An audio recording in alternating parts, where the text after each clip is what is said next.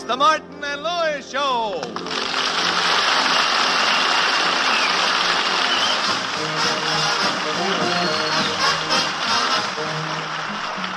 The National Broadcasting Company brings you transcribed from New York, the Martin and Lewis Show. Our guest tonight, Marilyn Maxwell, and featuring Flo McMichael, Dick Stabile and his orchestra, and starring Dean Martin.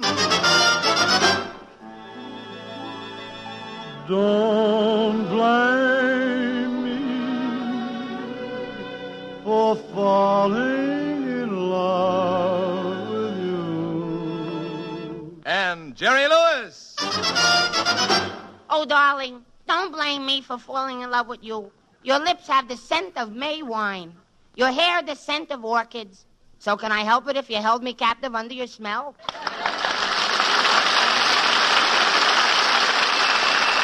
Toot-toot-tootsie, goodbye.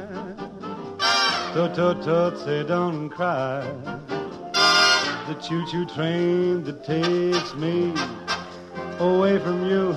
No words can tell how sad it makes me. Kiss me, Tootie, and then do it over again. Watch for the mail. Well, I'll never fail. If you don't get a letter, then you know I'm in jail. Just darling, toot-toot-tootsie, don't cry. Toot-toot-tootsie, goodbye. Watch for the mail. Well, I'll never fail. If you don't get a letter, then you know I'm in jail. Just darling, toot-toot-tootsie, goodbye. Toot-toot-tootsie, don't cry.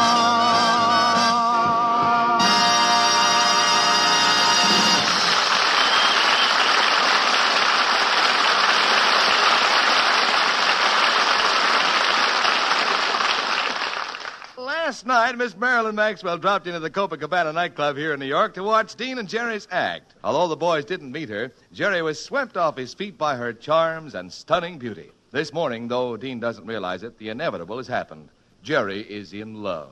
Jerry, you've been acting strangely all morning. Is something wrong? I can't help how I act, Dean. Something has happened to me. I'm not myself today. Well, if you're not yourself, then who are you? I don't know. I'm Sir Galahad riding a white horse over the fields to see Lady Guinevere. I am a Romeo climbing up the balcony to court Juliet. I am Mark Antony conquering all of Egypt to make love to Cleopatra. I am Errol Flynn. No, he doesn't have to work that hard. He just sits and waits. Now, wait a minute, Jerry. This is starting to make sense. Has this got anything to do with love? So that's it. You're gone fall in love. Who is it this time? Dean, she's the most glamorous, the most gorgeous, the most fascinating, the most beautiful girl in the whole world. Oh, my gosh. Not another lady wrestler. No, Dean, this is different. Well, who is the girl? Remember who we saw last night at the Copa? Oh, don't tell me it's the new hat check girl. No, more glamorous than that. One of the girls in the chorus line? No, more glamorous than that. Well, those were the only glamorous girls I saw, except, of course, Marilyn Maxwell. Marilyn Maxwell. Oh, Jerry, she's a movie star. She's famous, and she's a big hit playing opposite Kirk Douglas in The Champion. Well, shake hands with the challenger. Face it, Jerry, you're just a kid. Marilyn Maxwell is talented, beautiful, and famous. You can't discourage me. Don't you realize the power of love? When I saw Marilyn Maxwell walk into the Copacabana last night, something happened to me. I've been walking on clouds. I just have to see her again, Dean. Couldn't you tell me some of the things you do to impress a girl? Well, if it were me, Jerry, here's what I'd do. First, I'd go out and buy a really fine, impressive gift. Then I'd look in a book of poetry, find some appropriate verses, and send them to her. Then every day for a week, I'd have a standing order at a flower shop to send her one fresh, exquisite, dark, trembling rose. Oh, Dean, I'm so unworthy of you.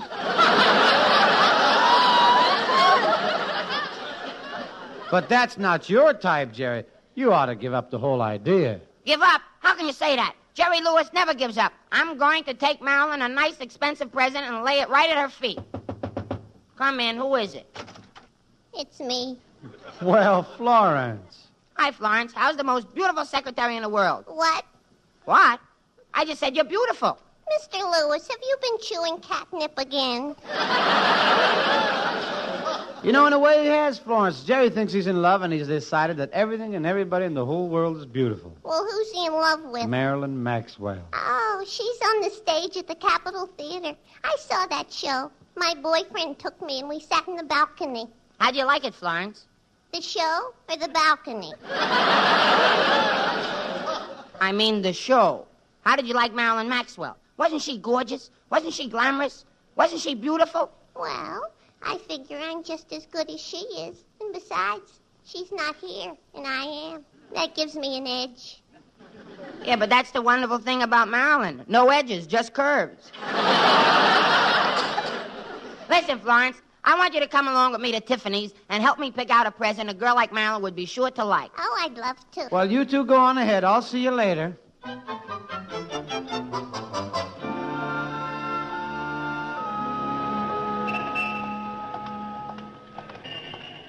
I think Tiffany's is in this block, Mr. Lewis. Yeah, and you know, Florence, I just decided something. I'm going to really impress Marilyn. I'm going to ask her to be my leading lady in the next picture we make at Paramount. Oh, that'd be swell if she'd do it. Well, here it is. Yeah, say, this Tiffany's is really an expensive store, isn't it? What makes you think that?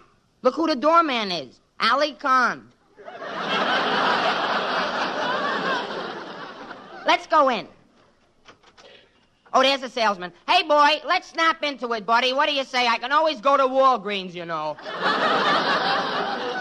How do you do? Welcome to Tiffany's. May I be of service?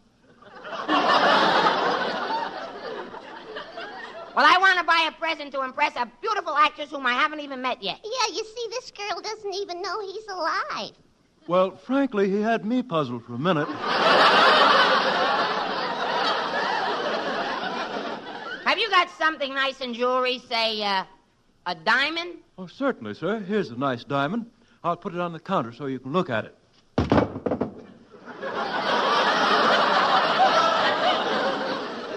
Of course, we also have some large ones.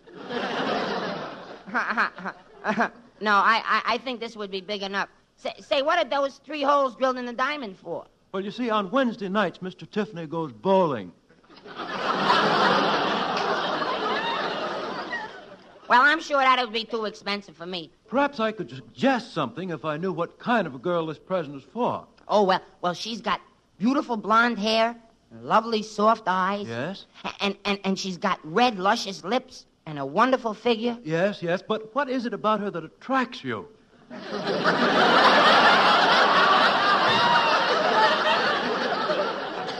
Say, mister. Yes? Are you for real? Everything seems much too expensive. I haven't got too much money to spend. Well, how about this nice pearl pin for $100? Oh, no, that's too much. Well, how about this sapphire ring for $75? No, that's still a little high for the present I had in mind. Can't you suggest something cheaper? Well, why don't you have her shoes half soled?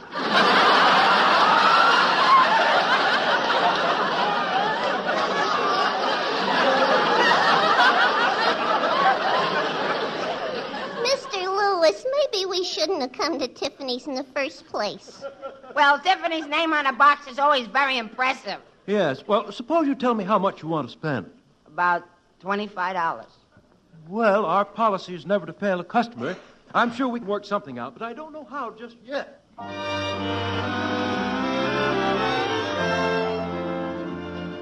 Well, while the man at Tiffany's is trying to help Jerry, Dean has just arrived at the Capitol Theater hoping to talk to Marilyn Maxwell.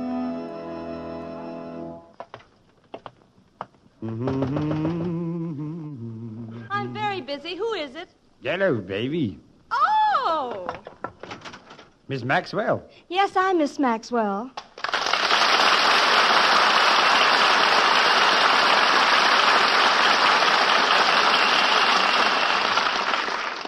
Excuse me, but where did Mr. Gable go? I don't know, baby. Oh, it was you. Say, what's the big idea? Never mind. You'd be surprised at the number of doors I get open this way. Wait a minute. I recognize you. Aren't you Dean Martin? Oh, that's right. You must have heard me over at the Copacabana. Well, I was there the other night, and I saw you working, but I couldn't hear you sing. Well, were the acoustics bad? No, I was there with Perry Como, and he kept dropping his knife and fork on the plate. Yeah, that Como's, he's unfair. When I go to listen to him sing, I always applaud very loudly, all through his numbers. Well, what did you come to see me about, Dean? Well, it's about my partner, Jerry Lewis. He's on his way over here right now. He is? To see me? Yes, Marilyn. You see, last night he saw you when you came to the Copacabana, and now he thinks he's in love with you. Oh, really? Well, it's probably just puppy love. Hasn't he ever done this before? Yeah, and that's what's gotten me worried. This is the first time it hasn't been with puppies. Oh, well, Jerry will get over it. Well, I don't know. In his sleep last night, he kept yelling, "Marilyn, kiss me," and squeezing his pillow. And he's... Well, that's not so serious. You think not? This morning, he didn't eat any breakfast. He just sat there exhaling feathers.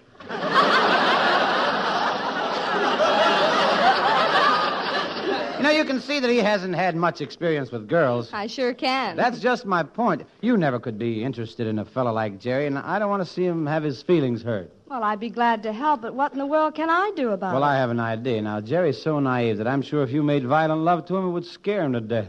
Are you sure? Well, I'm positive. Now, look, I got to get out of here. He'll be here any second. Well, go out this hallway door here, Dean. I remember when he gets here now, you just pretend you're madly in love with him. Well, I will do if you think it'll help. Bye. Bye.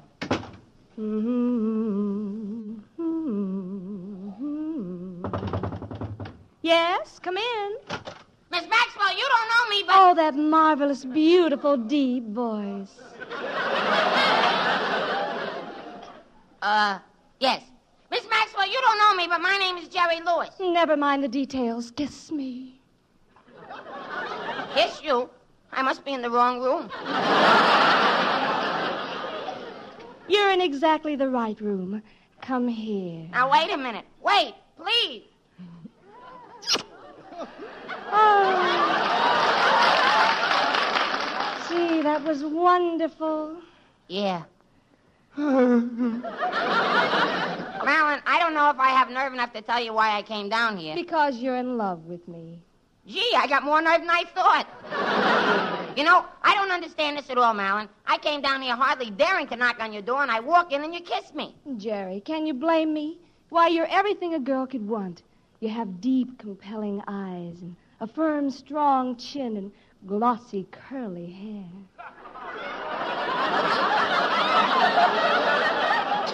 Who? Me? Yes, Jerry, I think you're the most beautiful man I've ever seen.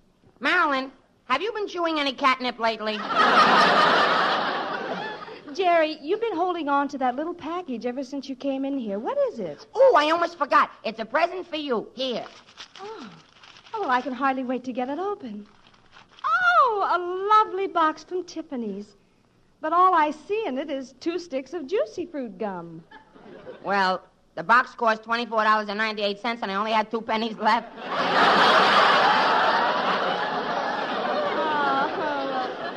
Jerry, I want to thank you. It's a lovely thought. Yes, it's your engagement present. Engagement?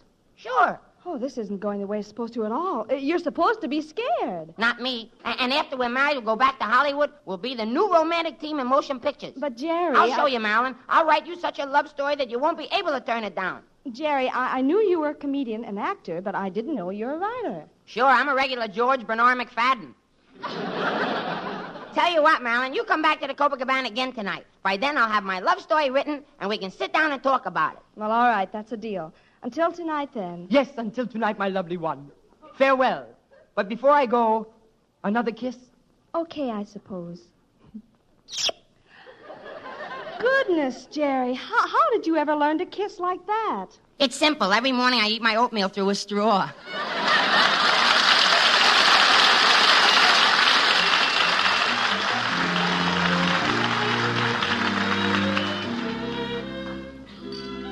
It's now 6 hours later. We're at the Copacabana nightclub where the first floor show is just concluding with Dean Martin about to sing his new song, Sault Ste. Marie. I fell in love in Sault Ste. Marie. My every dream came true the moment you walked by. Beneath stars above, I held you to me, and we kissed till the dawn touched the sky. We said adieu in Sault Ste. Marie, and though we had to part, I left my heart with you. So, my love, wait for me, and I'll come back to you in Sault Ste. Marie.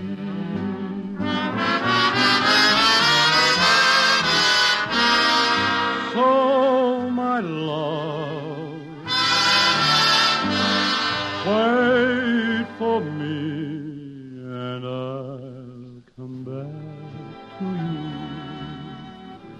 you in Sault Ste. Marie.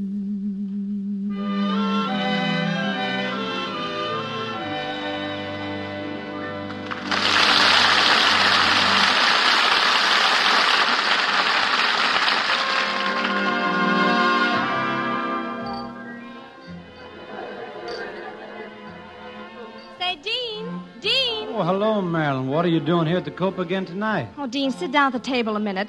Jerry invited me, and I had to come. Look, you got me in an awful mess. Well, why? Well, I did what you told me, but it didn't scare him at all. Now he really thinks I'm crazy about him. Oh, gee, I'm sorry, Marilyn. He even wants me to be his leading lady in his next picture. Gee, what'll I do, Gosh, Dean? I don't know. Well, I see you've already introduced yourselves, my partner and my gal. Hello, Marilyn, my beautiful dreamboat. Listen, you want to hear something funny? What? This'll kill you. This morning when I told Dean how I felt about you, he said it was just puppy love. Well? Lean over and say hello to a Great Dane. Jerry, there's something important you want to know. I just Not now, Marilyn. Wait a minute. Look, I got the story for our next picture. Gee, I hope you like it. Jerry, you've written a story? Sure. It's all about a lying gangster and his girl. A lying gangster and his girl. Now, what's it called? Fibber and Maul. Come on, let's do it for our nightclub audience right now. Hey, Mr. Stabile, how about a fanfare? Ladies and gentlemen, I have a surprise for you. Miss Marilyn Maxwell, the famous movie star, is here tonight. Miss Maxwell is probably going to star with Dean and me in our next Paramount picture. So right about now, we'd like to give you a preview of this screenplay, which I wrote myself.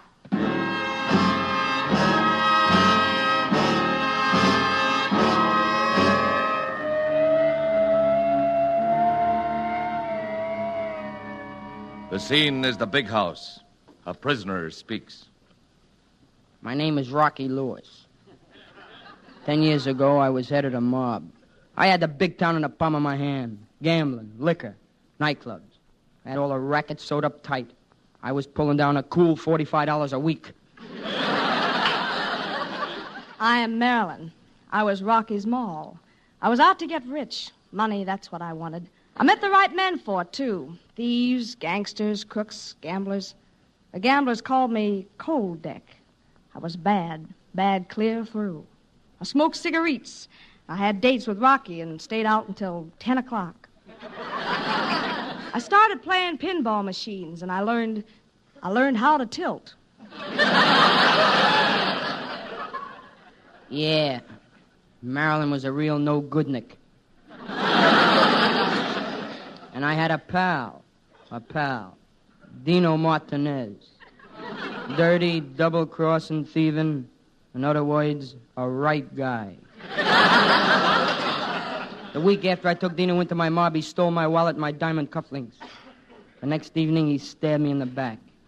The next evening, he took my shirt and my pants, and then he squealed to the coppers and had me sent to prison. I began to get a feeling he wasn't trustworthy. And so Dino took over the rackets while I did a 10-year stretch and stir. 10 long years in a tiny cell brooding, planning my revenge for when I got out. There was only one thing that I was going to do when I got out. One thing I had to do first. Find Dino. Get my pants back.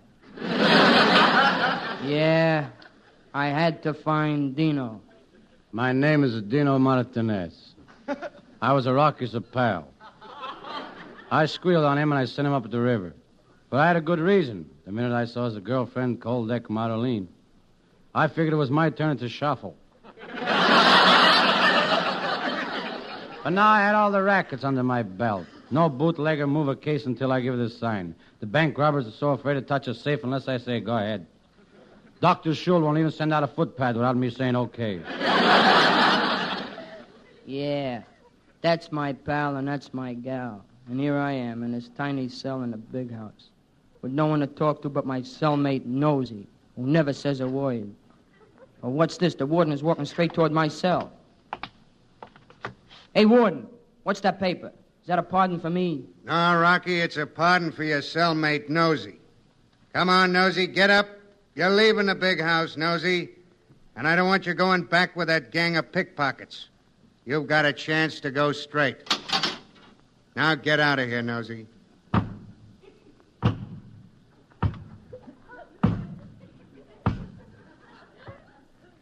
Well, warden, at least I'll have more room in here without that elephant.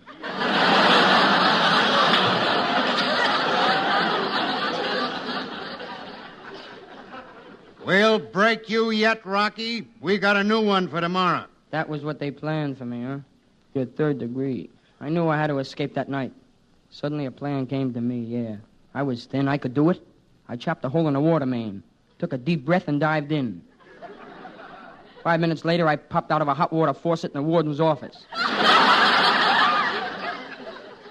The warden did not approve of my ingenuity. And then another plan occurred to me. Quickly, I pretended to be unconscious, and I was rushed to the prison hospital. As soon as the doctor turned his back, I swallowed 200 reducing tablets, mussed up my hair, and walked out of the prison disguised as a floor mop. At last, I was free.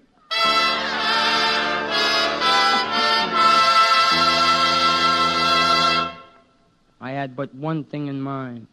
I had to find out if it was true about Dino taking over with my girl, Marilyn. Soon I was outside Dino's door. Listening, I heard... I love you. I'm mad about you. I'm only happy when I'm with you. You're my favorite person. I could tell he was alone.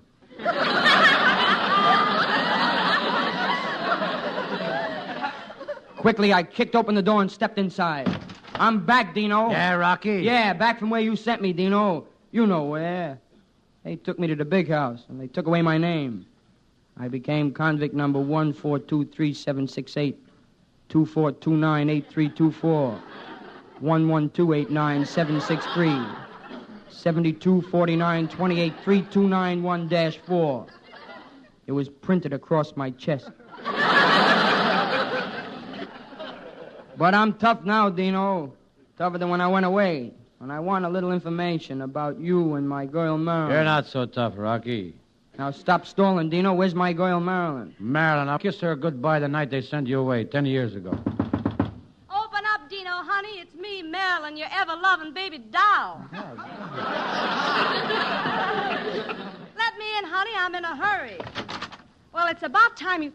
Rocky, Dino, what's wrong? Nothing's wrong. What makes you think? Well, the way you two are standing there, glaring at each other. We're only playing a new game. It's called Lilienthal and Hickenlooper. Well, let's get one thing straight, Rocky. You can't expect a girl to wait 10 years. I'm Dino's girl now. You'll never get Marilyn away from me, Rocky. I've treated her too good. Yes, Rocky. Dino bought me a mink coat. Come back with me and I'll buy you a sable coat. And Dino bought me a lovely pearl necklace. Come back with me and I'll buy you a diamond necklace. And Dino even bought me a Hudson that you stepped down into. That's nothing. I'll buy you a Hudson that you can sail boats up.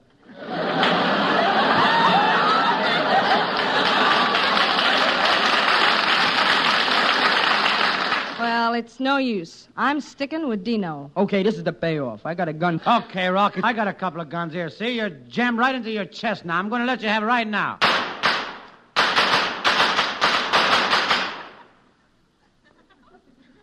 missed me.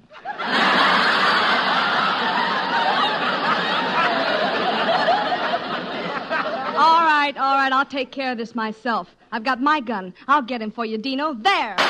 Oh. She got me, Dino. I'm done for. This is it. The end. The big payoff. Everything is getting darker and darker. You're fading away. I'm going, Dino. But before I go... Yes. Before I go, I just want to say one thing. What's that? Bye. Bye.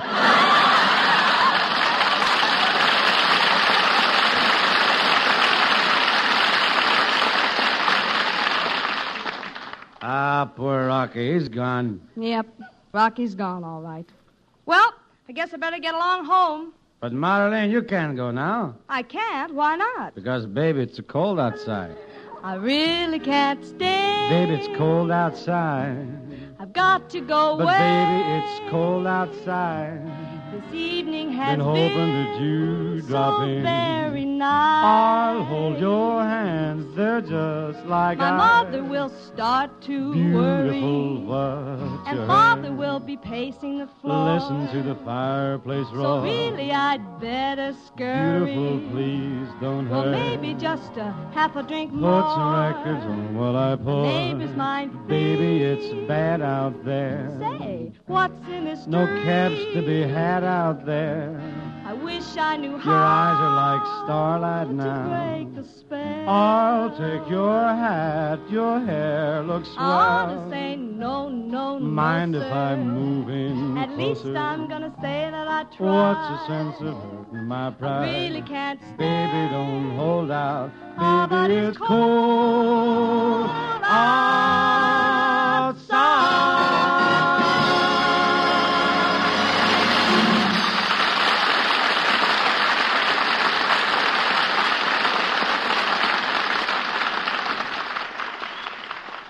Well, Marilyn, you heard my little masterpiece I wrote. When do we leave for Hollywood so you can be my leading lady? Well, Jerry, I've been trying to tell you, I can't be your leading lady. I have contracts for the next 2 years. It's just impossible. I see. But you will be my girl, won't you? Well, that's another thing I've been trying to tell you. You see, Oh, I'll explain, Marilyn. Jerry, when you told me how you felt about Marilyn this morning, I couldn't let you go over to see her and get your feelings hurt. So I went over first and told Marilyn about this puppy love you were going through, and she agreed to pretend she was in love with you so that you'd be scared back to your senses. Is this true, Marilyn? Yes, Jerry. I'm sorry. Gee, all the time I thought I was making love, I was only making a boo-boo. Well, don't feel bad, Jerry. Someday the right girl will come along. No, I'm afraid not, Marilyn. I'll give you up. But if I can't have you, I don't want anyone. No girls, and that's final. I'll get it. Hello. Oh, just a minute. Sure. It's for you, Jerry. A girl. A girl? Give me the phone. Hello? I don't care what your name is. Will you marry me? Oh, Jerry, thank you, Miss Marilyn Maxwell, for being a wonderful guest. Thank you, folks. Good night.